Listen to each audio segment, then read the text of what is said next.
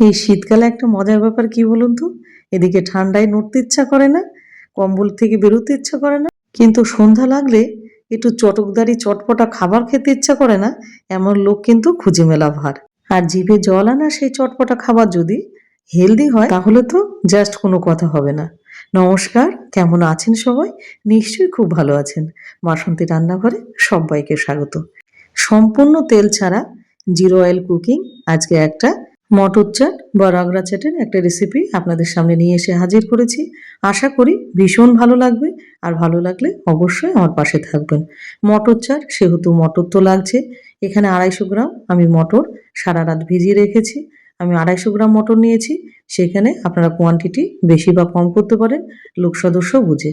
এখানে 3 থেকে 4 বার আমি মটরটাকে ভালো করে ধুয়ে নিয়েছি।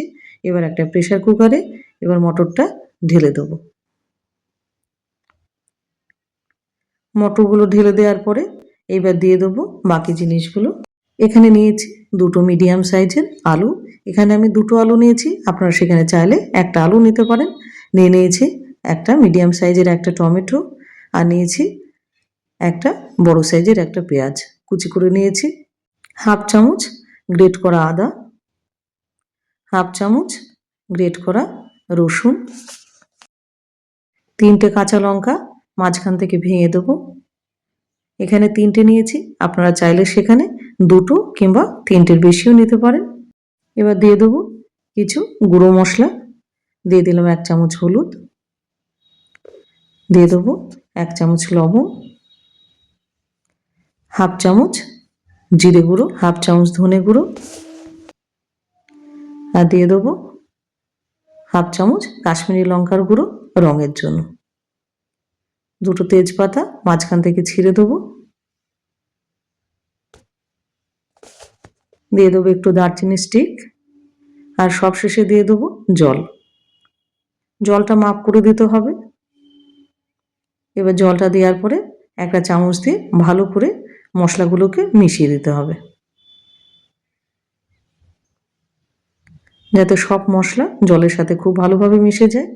এবার প্রেসার কুকারে ঢাকনাটা লাগিয়ে এবার এটাকে বসিয়ে দিতে হবে। তাহলে চলুন আমরা এটা রান্না করে ফেলি। প্রথমে গ্যাসটা জ্বালিয়ে নেব। এবার গ্যাসটা জ্বালিয়ে প্রেসার কুকারটা বসিয়ে দিয়ে গ্যাসের ফ্লেম লো টু মিডিয়াম করে এটা মোটামুটি 3খানা সিটি লাগিয়ে নেব। আর সিটি লাগানোর পরে এটা কিন্তু ভেপারটা বসতে দিতে হবে। প্রেসার কুকারটা ঠান্ডা হয়ে গেছে, ভেপারটা বসে গেছে, তবে প্রেসার কুকারটাকে কিন্তু আমরা খুলব, না হলে মটরটা ভালো সেদ্ধ হবে না। এবার এটা খুলে নিই। এবার দেখে নেব মটরগুলো সেদ্ধ হয়েছে নাকি ঠিকঠাক। মটরগুলো সব সেদ্ধ হয়ে গেছে। এবার আলুগুলো এই হাতা দিয়ে ভালো করে ঘেরে দেবো একটু। চাট খেতে আমরা কিন্তু সবাই কম বেশি ভীষণ ভালোবাসি, আর সেই চাট যদি হেলদি হয় তাহলে তো কোনো কথাই নেই। এবার আলুগুলো খুব ভালো করে গলিয়ে দিতে হবে মটরের মধ্যে, যাতে আলুগুলো খুব ভালোভাবে গলে যায়। আর মটরটা কিন্তু খুব সুন্দরভাবে সেদ্ধ হয়ে গেছে, না গলে গেছে আর না কাঁচা আছে। আর মোড়ের মাথায় চাটের দোকানের স্বাদ নিয়ে আসতে বানিয়ে নিতে হবে একটা সিক্রেট মশলা। তার জন্য দিয়ে দিলাম হাফ চামচ ধনে, গোটা ধনে, হাফ চামচ গোটা জিরে, হাফ চামচ গোটা গোলমরিচ, 2টো শুকনো লঙ্কা, আর থাকছে একটুখানি গরম মশলা, 2টো এলাচ, একটু দারচিনি, আর কয়েকটা লবঙ্গ। এবার গ্যাসের ফ্লেম লো টু মিডিয়াম করে এবার এটাকে ভেজে নেব যতক্ষণ না একটা সুন্দর গন্ধ বেরোচ্ছে। আর বেশি পুড়ে যেন না যায় সেদিকে খেয়াল রাখতে হবে। এবার এটা দিয়ে ভালো গন্ধ বেরিয়ে গেছে। এবার এটাকে ঠান্ডা করে গুঁড়ো করে নেব। গুঁড়ো করা হয়ে গেছে, হামালদিস্তায় গুঁড়ো করে নিলাম। এবার প্রেসার কুকারটা আবার আমি গ্যাসে বসিয়ে দেবো। এবার এটাকে ফুটতে দেবো ভালো করে, ভালো করে নাড়াচাড়া দিয়ে নেবো যাতে আলু এবং ঝোলটা খুব ভালোভাবে মিশে যায়। এবার এটাকে মোটামুটি 5 মিনিটের জন্য এটা ফুটতে দেবো। মটরটা ফুটে গেছে। এবার দিয়ে দেবো বেশ খানিকটা ফ্রেশ ধনেপাতা। এতে কার্পণ্য করবেন না, এতে স্বাদ আরও ভালো আসবে।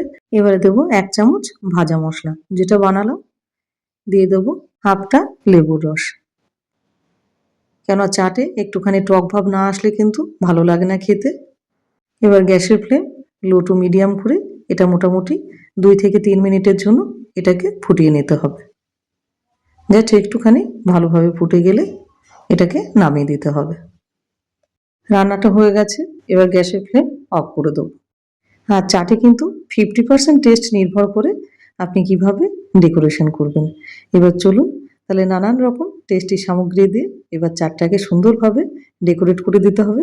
আর ভালো ডেকোরেট না হলে খেতেও কিন্তু ভালো লাগবে না। প্রথমে দিয়ে দেবো একটুখানি টমেটো কুচি, এবারে দিয়ে দেবো একটুখানি পেঁয়াজ কুচি। কাঁচা পেঁয়াজ আপনারা না খেলে স্কিপ করতে পারেন, তবে চাটে কাঁচা পেঁয়াজ মাস্ট, না হলে ভালো লাগে না কিন্তু। দিয়ে দিলাম একটুখানি লঙ্কা কুচি, আর দিয়ে দেবো একটুখানি ধনেপাতা, জাস্ট একটুখানি। ধনেপাতা তো বেশি দেওয়াই আছে। এবার উপর থেকে ছড়িয়ে দেবো সেই সিক্রেট মশলা, যেটা না হলে এই চাটের কিন্তু জান আসবে না, কোনোভাবেই টেস্ট আসবে না। আপনি যত কিছুই দেন না কেন, এই মশলাটাই এই কিন্তু চাটের স্বাদটা নিয়ে আসে। আর দিয়ে দেবো উপর থেকে একটুখানি লেবু, পাতিলেবুর রস একটুখানি দিয়ে দেবো। আর আজকে আমার ভিডিওটা আপনি কোথায় থেকে দেখছেন সেটা অবশ্যই কমেন্ট সেকশানে জানাবেন। দিয়ে দিলাম একটুখানি টমেটো সস। আর কারা কারা এইরকম চাট খেতে ভালোবাসেন সেটাও কমেন্টে জানাতে ভুলবেন না। এবার উপর থেকে একটুখানি ভুজিয়া দিয়ে গার্নিশ করে দেবো। আর দিয়ে দিলাম মাঝখানে একটুখানি ধনেপাতা দিয়ে ফাইনালি ডেকোরেট করে। তৈরি হয়ে গেল একদম জিভে জল আনার স্বাদে মটর চাট বা রাগড়া চাট। আর এই চাট দেখে কার কার জিভে জল আসছে সেটা অবশ্যই লিখে জানাবেন। আর এর আগের ভিডিওতে যারা যারা কমেন্ট করেছেন তাদেরকে সবাইকে জানাই আমার আন্তরিক ভালোবাসা এবং শুভেচ্ছা। আপনারা এইভাবেই আমার পাশে থাকবেন, তবেই কিন্তু আমার এগিয়ে যাওয়া সম্ভব। এবার এটা গরম গরম পরিবেশন করে দিন বাচ্চা এবং আপনার প্রিয়জনকে। আর তারপরে দেখবেন বাটি নিয়ে এত কাড়াকাড়ি করছে, আপনার ভাগেরটাই কম পড়ে যাবে।